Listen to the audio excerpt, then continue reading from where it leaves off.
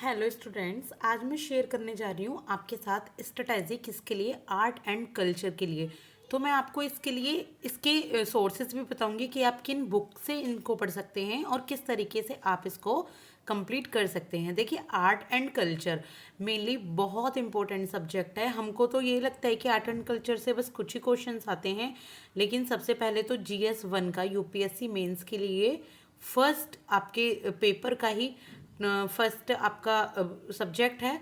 दूसरा, इसमें अगर एंशियंट, मिडेवल और मॉडर्न में कुछ भी पूछा जाता है तो mostly that is related with the art and culture, mostly ancient and medieval history से।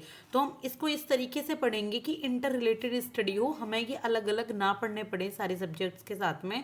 तो मैं आपको उसी तरीके से एक सिंपल सा मेथड बताऊंगी, बाकी आप उसमें मॉडिफिकेशन अपने अकॉर्डिंग कर सकते हैं। तो चलिए, सबसे पहले हम जानते हैं कि आर्ट एंड कल्चर में हम कैसे पढ़ेंगे। तो ये फर्स्टली हमारा जो फर्स्ट मेन पॉइंट है दैट इज PYQs, यानी कि हम पहले प्रीवियस ईयर के क्वेश्चन देखेंगे कि किस तरीके से आर्ट एंड कल्चर में पूछे गए हैं। हो सकता है हमें वो शुरू में थोड़े से हार्ड लगे कि ये क्या पूछ लिया इस तरीके से, लेकिन जब आप उन्हें एक बार, दो बार या तीन बार पढ़ेंगे ना, तो आपको वो चीज़ें समझ में आती चली जाएंगी। और प्रीवियस ईयर क्वेश्चन करने के बाद आपको ये समझ तो जरूर आ जाएगी कि किस किस टॉपिक से ज़्यादा क्वेश्चन पूछे गए हैं और किस तरीके से पूछे गए हैं, यानी कि उनका कंसेप्ट पूछा गया है या उनका कोई फैक्ट पूछा गया है। तो उसके लिए आप विजन का कल्चर के नोट्स आते हैं, क्लास नोट्स, आप उन्हें खरीद सकते हैं। मैं यहाँ कोई प्रमोशन नहीं कर रही हूँ, मैं जस्ट आपको बता रही हूँ कि स्टार्टिंग में आप 2025 की प्रिपरेशन कर रहे हैं, 24 की भी, तो स्टार्टिंग में आपको नितिन सिंघानिया बुक बहुत बड़ी लगेगी, काफ़ी बल्कि बुक है। तो आप चाहें, अगर आपके पास समय है और आपका मन है, तो देखिए बहुत इंटरेस्टिंग बुक है, आप उसको खरीद सकते हैं। अदरवाइज आप विजन के कल्चर के नोट्स आप पढ़ सकते हैं। एंड उसके बाद विजन के ही 365 डेज के करंट अफेयर्स आते हैं, पूरे एक साल का, 2023, 22, 24, इस तरीके से। तो आप फिर वैल्यू एडिशन इन नोट्स में कर सकते हैं। आप चाहें तो अपने नोट्स बनाइए, चाहे वैल्यू एडिशन कीजिए। और जो टॉपिक आप पढ़ रहे हैं उन टॉपिक में NCERT भी देख लीजिए, यानी कि पहले आप NCERT पढ़ लीजिए। अगर NCERT में भी उन टॉपिक से रिलेटेड कोई इन्फॉर्मेशन है तो आप उनको भी वैल्यू एडिशन इसमें कर सकते हैं। इन दोनों के वैल्यू एडिशन को NCERT में भी आप कर सकते हैं। इसके बाद कुछ आप ल्यूसेंट से फैक्ट्स ले सकते हैं इससे रिलेटेड। जैसे मान लीजिए आप डांस फॉर्म पढ़ रहे हैं, तो डांस फॉर्म में इनमें दोनों में डांस फॉर्म के बारे में 365 में मान लीजिए करंट अफेयर में कुछ दिया नहीं हुआ, तो आप ल्यूसेंट से डांस फॉर्म के बारे में कि कौन परफॉर्मर हैं सबसे ज़्यादा फेमस, या डांस फॉर्म किस किस स्टेट में होता है, वो वाला, तो ये आप एडिशन फिर से इन तीनों में से किसी एक में कर सकते हैं। इसके बाद अरिहंत की करंट अफेयर्स ईयरली अपडेट, ये मैं सिर्फ आपको एक नाम बता रही हूँ, एग्जाम्पल, आप कोई भी करंट अफेयर का फॉलो कर सकते हैं, किसी भी इंस्टीट्यूट का कोई मैगजीन जो आप चाहो, तो करंट अफेयर की एक मैगजीन फॉलो कर सकते हैं, जिसमें अगर आर्ट एंड कल्चर के सेक्शन में आप जो टॉपिक पढ़ रहे हैं उससे रिलेटेड कुछ है तो उसका भी वैल्यू एडिशन आप अपने नोट्स में या इन तीनों में से किसी में कर सकते हैं। आपकी मर्जी है, या तो आप अपने एक नोट बनाइए जो कंपाइल्ड नोट्स होंगे इन तीनों के, या फिर आप इसमें से कोई एक को रखिए मेन, जैसे विजन का कल्चर आपने मेन रख लिया, बाकी जो ये हैं और ये इन सबको आप क्या कीजिए, एक वैल्यू एडिट कर दीजिए साइड में, या कोई एक लंबा पेज ले लीजिए या कोई भी एक खाली जगह देखकर वहाँ पे एक्स्ट्रा इन्फॉर्मेशन को ऐड ऑन कीजिए। चलिए, उससे पहले हम जानते हैं अब इसका सिलेबस क्या क्या है प्री के लिए मेनली। तो देखिए, प्री का जो मेन सिलेबस है ये जागृति अवस्थी की बुक में दिया हुआ है। तो ये है क्लासिकल एंड फोक डांसेस, इसके बाद है music, martial arts, theatre form of India, puppets form, institution related to arts, literature, agriculture, language and temples.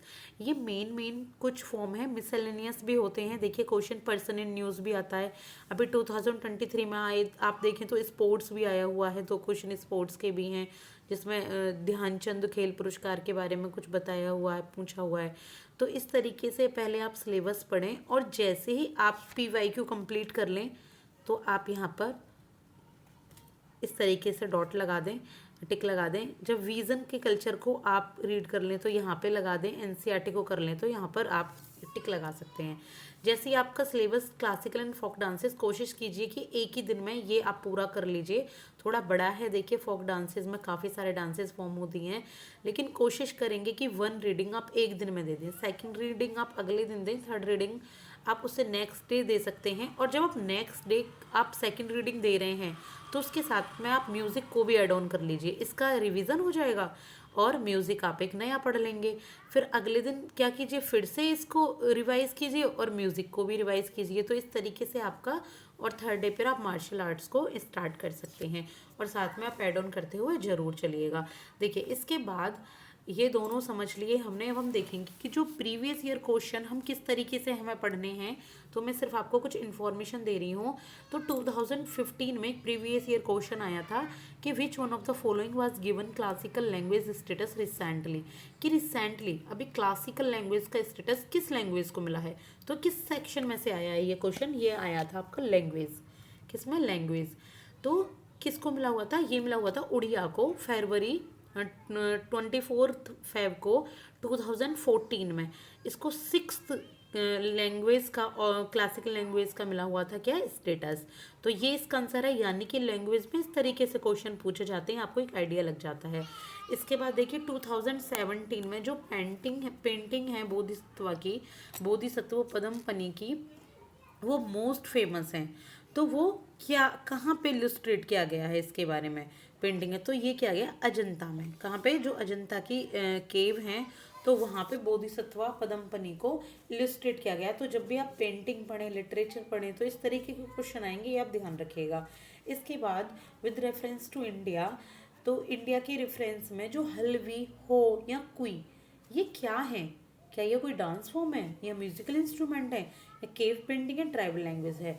ये 2021 में प्रीवियस ईयर क्वेश्चन पूछा गया था। तो क्या है ये ट्राइबल लैंग्वेज है। तो ये भी देखो एक लैंग्वेज से रिलेटेड एक क्वेश्चन है। तो यानी कि आपको लैंग्वेज पढ़नी मस्ट है।